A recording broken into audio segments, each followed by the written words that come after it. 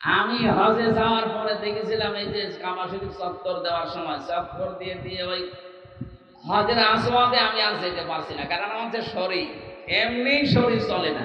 তারপরে আবার 3 বছর জেলে থাকা, এই রমজানে গিয়েছিলাম ওমরা হজে।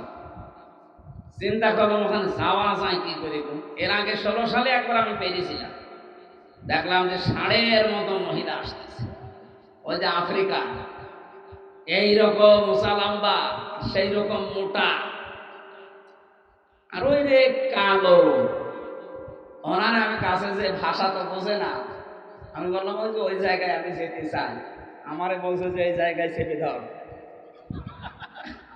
কি করবো এখন, আমার তো যাওয়া লাগবে। ধরলাম চেপে, ও সেই গরুর মতো মহিষের মতো, ওরে বাবা, ওর কাছে যে আসে এখানে লাগলে তার খবর আছে।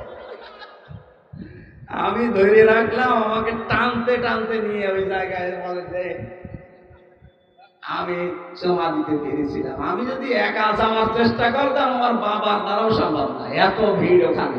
কিন্তু ওই সমস্ত গোয়ার মার্কা মহিলা দেখলে মানুষ ভয় পায় না, ওর এক গোতা লাগলে আমার 3 দিন অজ্ঞান হয়ে থাকা লাগবে।